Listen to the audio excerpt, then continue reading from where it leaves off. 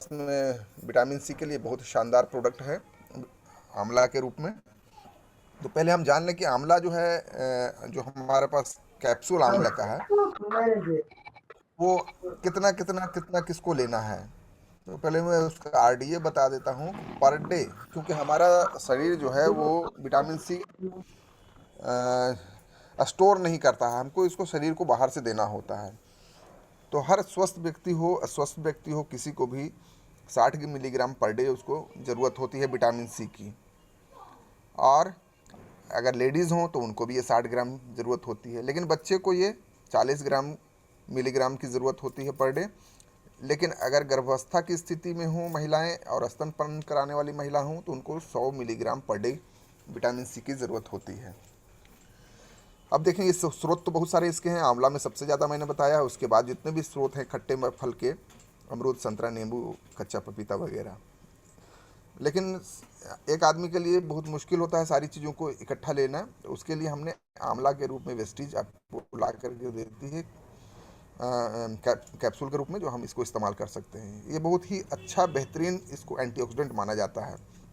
और मैं आपको आज एक बात और क्लियर कर दूं, मेरे जितने भी साथी सुन रहे हैं इसको, जब भी किसी को भी आप कोई प्रोडक्ट अगर रिकमेंड करते हैं तो आप इसको नेसेसरी नहीं नेसेसिटी बना दीजिए कि हर उस समस्या के लिए आंवला आप ज़रूर देंगे।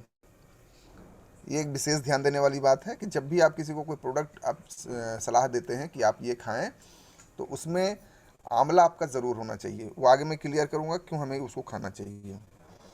ये देखिए ना सिर्फ हमारे लिए बेहतर एंटीऑक्सीडेंट का काम करता है बल्कि हमारे मसूड़ों के लिए भी बहुत फ़ायदेमंद होता है और शरीर में होने वाले कई तरह के घावों को तेज़ी से ठीक करने में बहुत अच्छी तरीके से मदद करता है।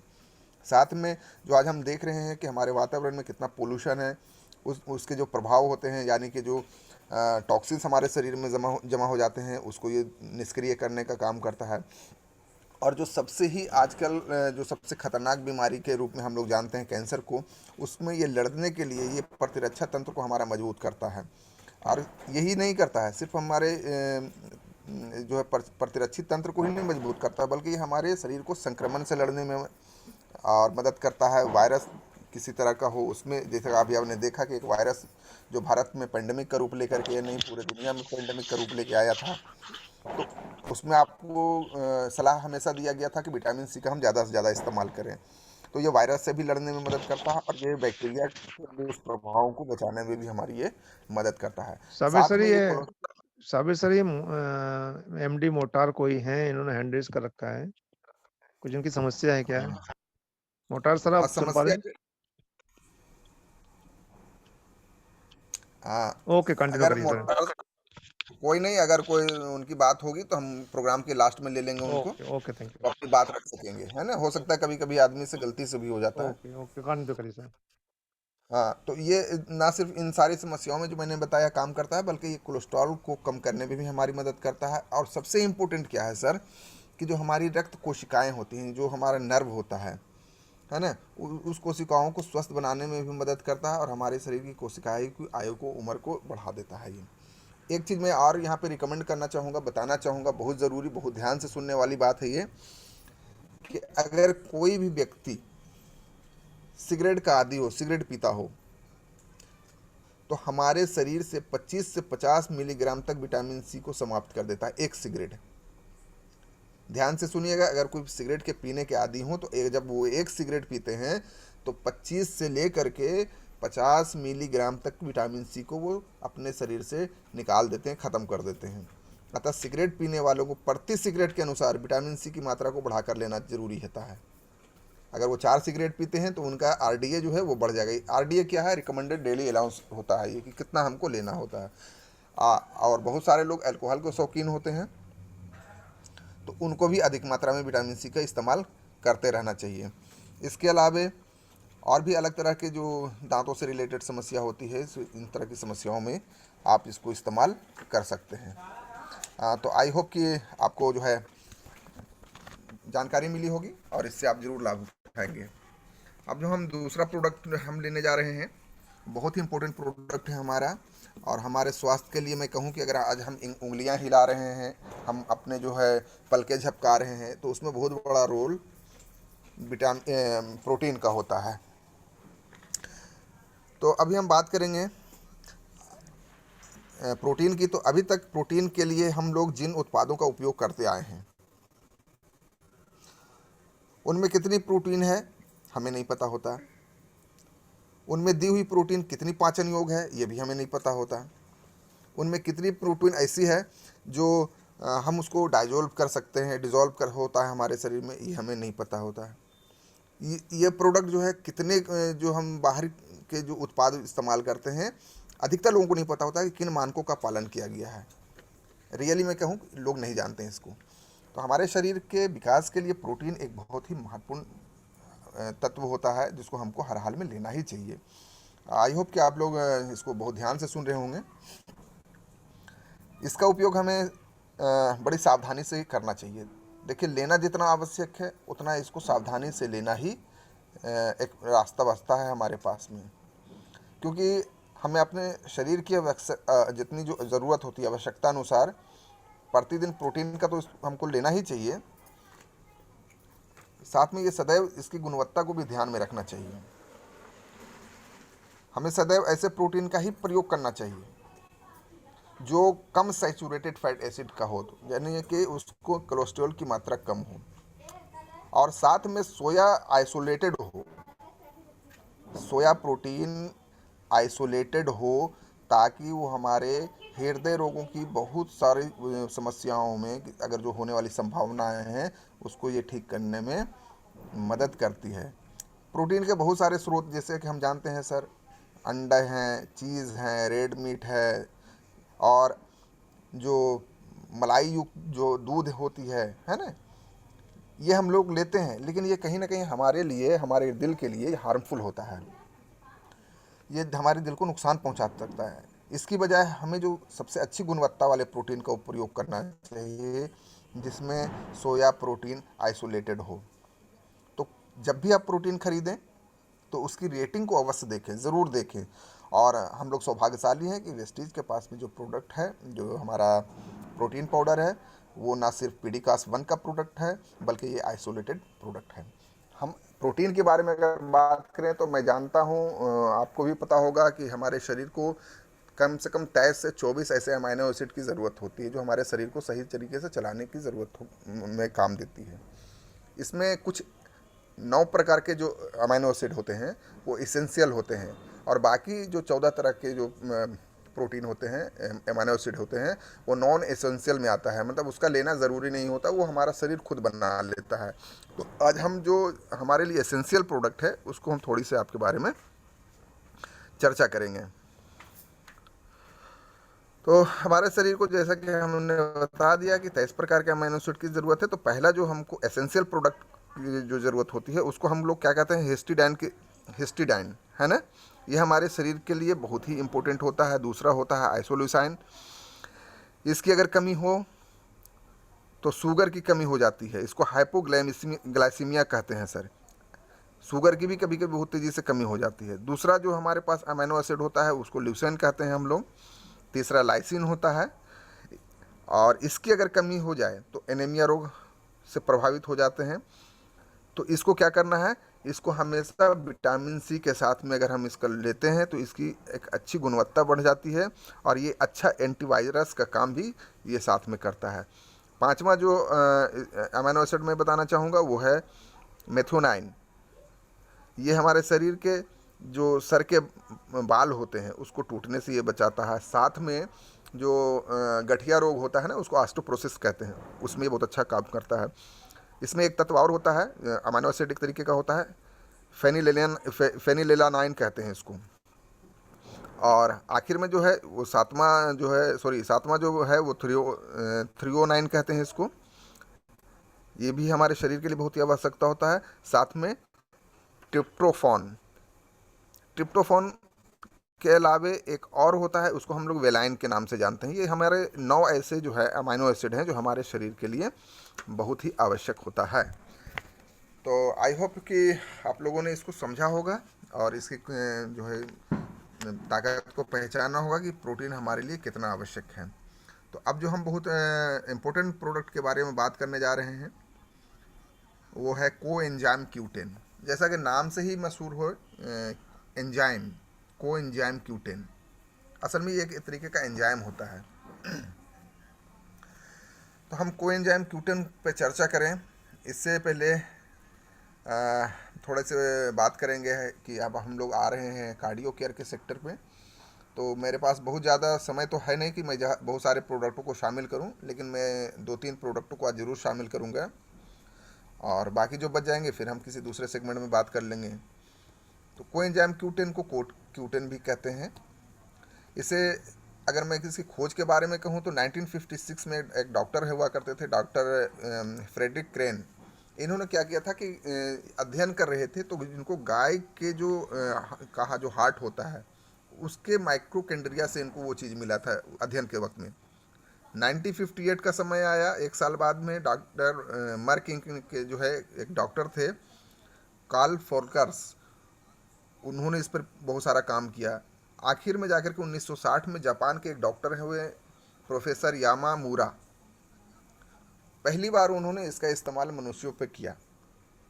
असल में ये है क्या चीज़ देखिएगा तो ये एक विटामिन जैसा ई हमारे लिए ज़रूरी होता है, उसी तरीके से ये विटामिन ई की तरह ही बहुत ही शक्तिशाली एंटीऑक्सीडेंट है। ये हमारे शरीर की बड़ी बड़ी एंजाइम अभिक्रियाओं के लिए बहुत ही आवश्यकता है, इसकी बहुत ज़रूरत पड़ती है इसकी। यह हमारे शरीर की कोशिकाओं के जो माइक्रोकेंड्रिया, देखिए कोशिका जो होती है ना, हम जानते हैं कि हमारे शरीर में 63 खरब कोशिकाएं होती हैं, सेल्स होता है, लेकिन उसका ये जो है बैंक आप समझ सकते हैं। माइक्रोकेंड्रिया को हम एक बैंक कह सकते हैं, कोशिकाओं का बैंक कह सकते हैं। और इसमें 3 महत्वपूर्ण एंजाइम को सही तरीके से काम करने में ही हमारी मदद करता है, जिससे कि बहुत सारे शक्तिशाली एंटीऑक्सीडेंट के रूप में कोक्यूटोन को हम किसी को सलाह कर दे सकते हैं खाने के लिए। ये बहुत सारे स्वतंत्र तत्वों को यानी कि फ्री रेडिकल्स को हमारे शरीर से बाहर करने में ही हमारी मदद करता है। इस एंजाइम को अगर हम कहें कि पोषक तत्वों के द्वारा प्राप्त करना बहुत ही आवश्यक है तो कोई अतिशयोक्ति नहीं होगी। मुख्य रूप से अगर आप देखें तो 40 साल की उम्र के लोगों को तो इसको हमेशा अपने फूड में शामिल कर लेना ही चाहिए। जिनकी उम्र 40 साल हो, ये नहीं कि हमको कोई समस्या हो, तो जिनकी भी उम्र 40 साल के आसपास की हो उनको ये अपने फूड में शामिल कर लेना चाहिए। क्योंकि 40 वर्षों के बाद में क्या होता है कि हमारे शरीर में इसकी उत्पादन क्षमता या तो कम हो जाती है और किसी किसी विशेष परिस्थितियों में ये खत्म हो जाती है। ये हमारे शरीर की जो कोशिकाएं हैं जिसको हम सेल्स कहते हैं उसकी एजिंग प्रक्रिया को ये धीमा कर देता है। जैसे उम्र के प्रभाव पड़ते हैं ना, उसको ये बहुत अच्छा काम करता है, उस पर ये काम करता है, हमारे सेल्स को जल्दी बूढ़ा नहीं होने देता, बीमार नहीं होने देता, उसको डेड सेल नहीं होने देता है। साथ में ये हमारी रोग प्रतिरोधक क्षमता को तो बढ़ाता ही बढ़ाता है। ये अच्छा, इसमें एक और मिथ है, लोगों को ये पता है कि ज़्यादातर ये हम हार्ट के पेशेंट को इसको दे सकते हैं। जी नहीं, ऐसा नहीं है, इसको कोई भी ले सकता है। और ना सिर्फ ये हृदय में के लिए फ़ायदेमंद होता है बल्कि हमारे फेफड़ों के लिए, यकृत के लिए जिसको हम लोग लीवर कहते हैं उसके लिए काम करता है, और हमारे गुर्दे के लिए ये बहुत ही गुणकारी होता है। और इसको सुचारू रूप से अपने काम को करने के लिए एनर्जी प्रोड्यूस करता है, उसको एनर्जी देने का काम करता है। अगर ज़रूरत पड़ी तो इसकी कुछ अधिक मात्रा लेकर आप इसका विशेष लाभ ले सकते हैं। यह सर एलडीएल की जो हम बात करते हैं बार बार, माने लो डेंसिटी लिपोप्रोटीन जिसको हम कहते हैं, उसके खतरों को भी ये कम करता है। और कोएंजाइम Q10 का सबसे जो प्रमुख स्रोत होता है वो असल में रेपसीड ऑयल से हम लोग लेते हैं, या कुछ विशेष समुद्री मछलियां होती हैं उससे इसको लिया जाता है, या मूंगफली से भी लिया जाता है, लेकिन सबसे ज़्यादा ये समुद्री मछलियों में पाया जाता है, इसलिए इसको लिया जाता है। इसको खाने का जो तरीका है वो खाना खाने के बाद में सुबह और शाम है हम ले सकते हैं।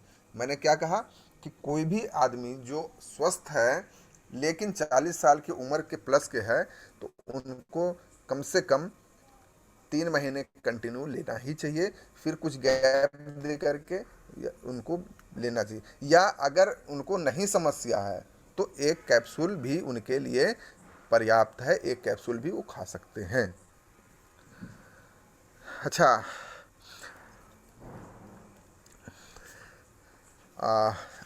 अब हम चलते हैं अगले प्रोडक्ट के ऊपर में, जो बहुत ही महत्वपूर्ण प्रोडक्ट है, मुझे उम्मीद है कि आप लोग इससे बहुत फ़ायदा उठाएंगे।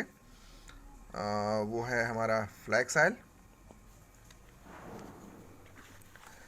फ्लैक्स ऑयल के लिए बताने के लिए कुछ बचा है क्या? सारे लोगों को पता होगा इसके बारे में। ये हमारे शरीर की कोई ऐसी प्रणाली नहीं है, मैं बार बार कहता हूँ कि शरीर की कोई ऐसी प्रणाली नहीं है जिस पे ये काम ना करता हो, चाहे वो कार्डियोवस्कुलर प्रणाली हो, रक्त संचार प्रणाली हो, स्नायु प्रणाली हो, संतान उत्पत्ति प्रणाली हो।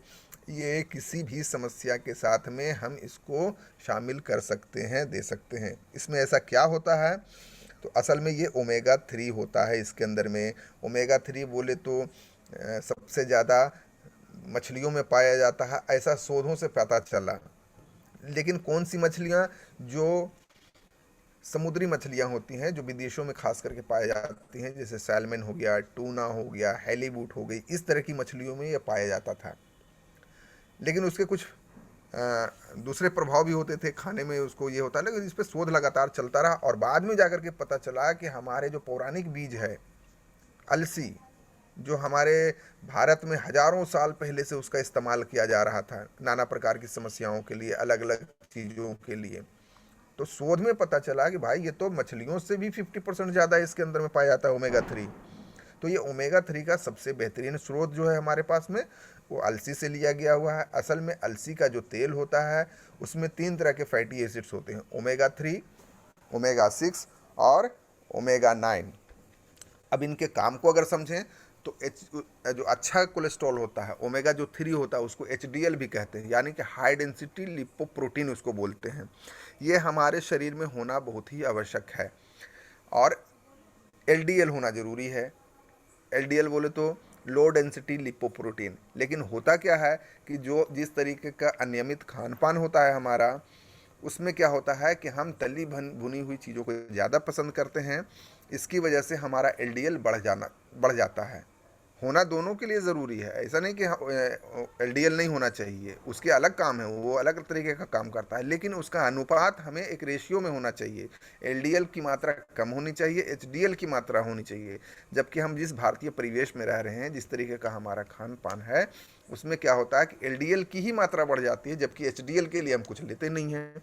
तो इसमें जा करके ये सारी समस्याएं जो है बढ़ जाती हैं। अच्छा, एक इसमें जैसा कि आपको मैंने बता चुका हूँ कई बार पहले भी कि कुछ जो है ऐसे इसमें नुकसानदेह तत्व होते हैं हमारे खाने पीने वाली चीज़ों में, तेलों में, तो जो हमें उससे बचाव करना चाहिए। अच्छा, इसमें एक चीज़ और पाया जाता है, इसको हम लोग अल्फ़ा लेनोनिक कहते हैं। अल्फ़ा लेनोनिक एसिड, यानी कि इसको शॉर्ट में ALA, आप देखेंगे उसके कंपोजिशन पे तो ALA लिखा हुआ होगा। और दूसरा चीज़ इसके अंदर में और एक तत्व होता है, उसको हम लोग शॉर्ट में बोलते हैं एपा। और तीसरा उसमें एक तत्व और होता है DHA। ये कई प्रकार के समस्याओं के लिए कारगर होता है। मगर खाली ओमेगा 3 फैटी एसिड हृदय के गंभीर रोगों से, कैंसर से, आर्थराइटिस से बहुत अच्छी तरह बल्कि हमारी रक्षा करता है। बल्कि और भी बहुत सारी ऐसी अभिक्रियाएं होती हैं हमारे शरीर में जिस पे ये बहुत अच्छा काम करता है।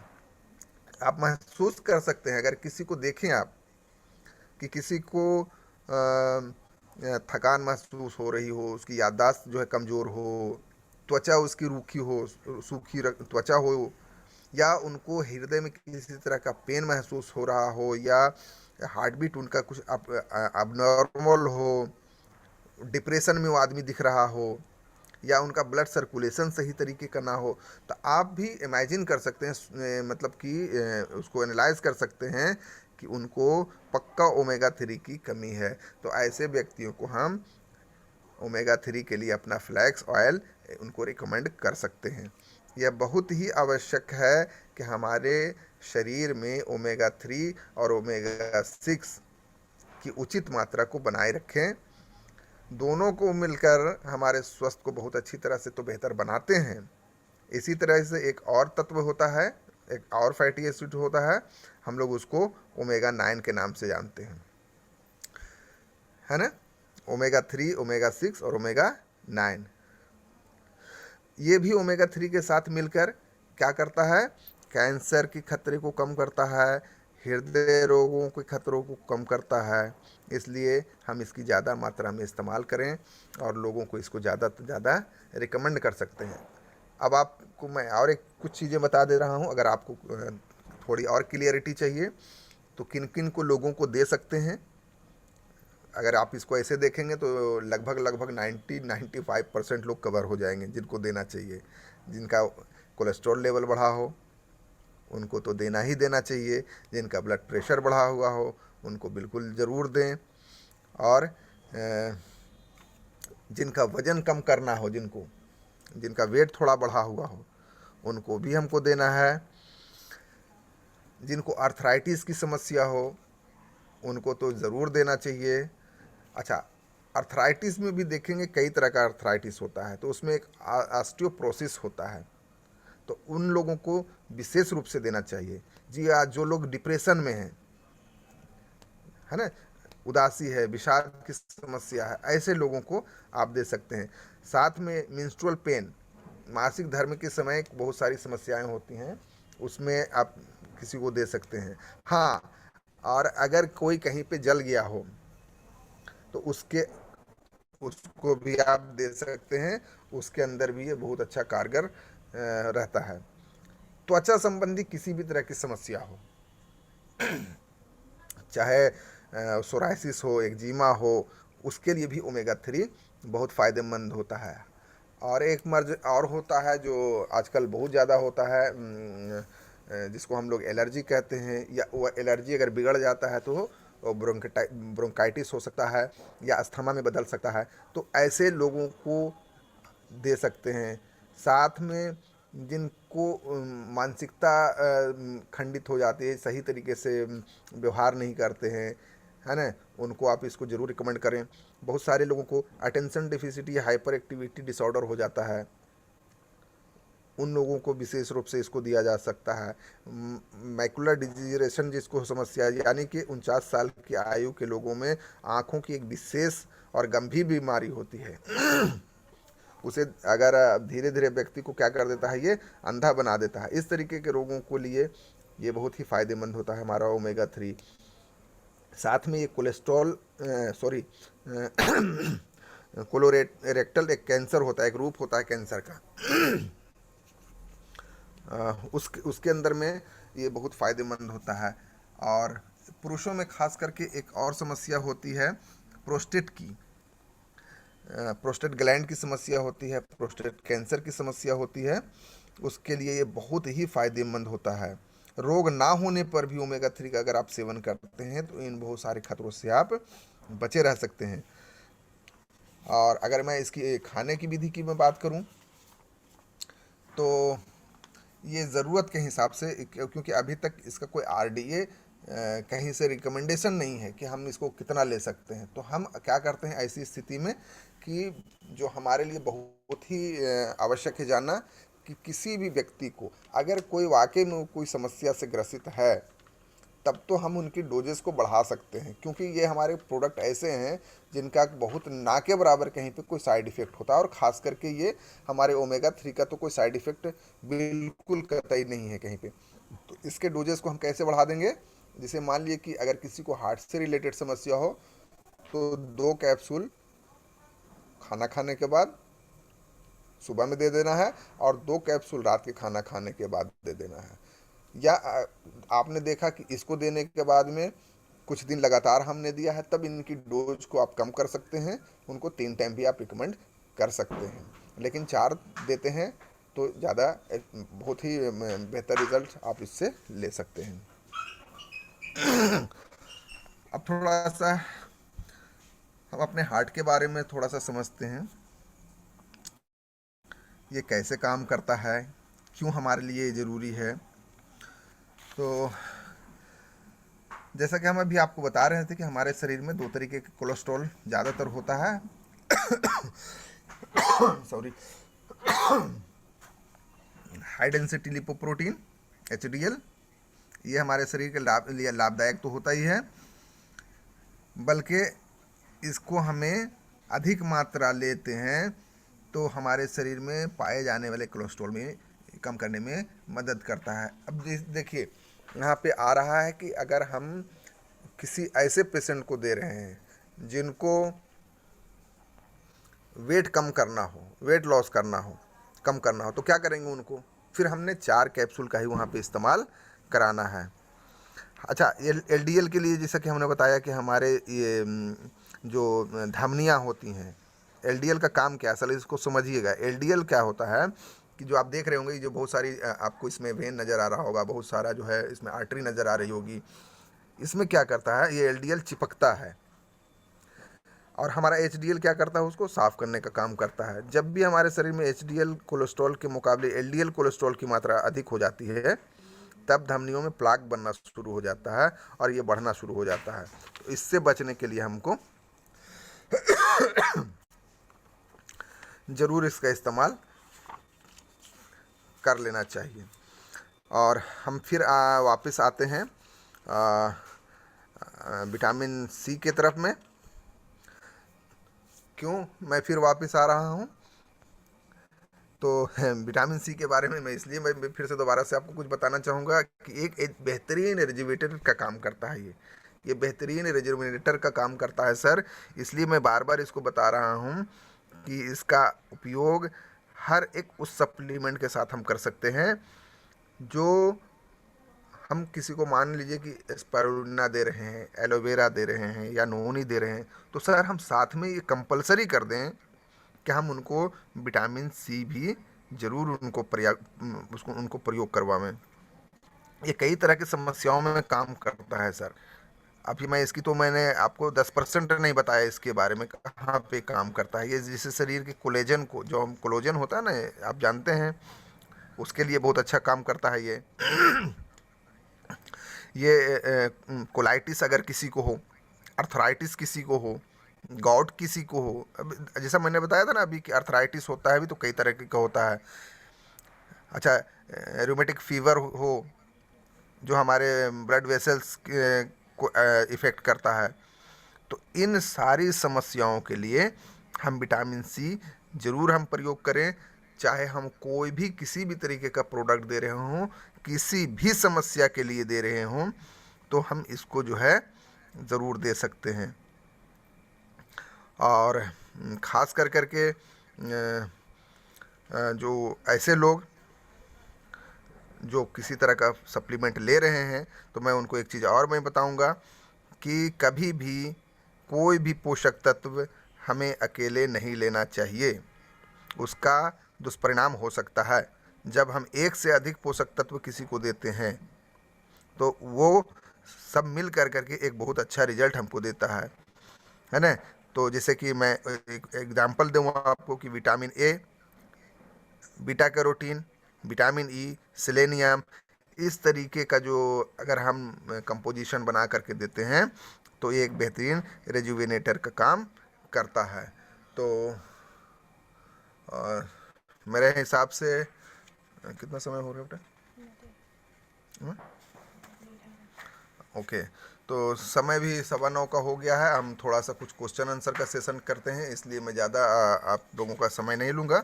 तो मैं अपनी वाणी को यहीं पे विराम देता हूँ, इस उम्मीद के साथ में कि जो है आपने इससे लाभ उठाया होगा। Yes. Thank you sir, thank